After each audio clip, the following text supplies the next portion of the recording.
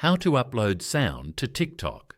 First of all, open up the TikTok application on your phone. You will then be taken to the TikTok homepage. Here, you can explore and view TikTok Reels. On this page, go to the bottom panel and tap on the plus icon in the middle. This is the TikTok camera screen. Here, you can take photos or videos to post on TikTok. Now, tap on the capture button to take a photo.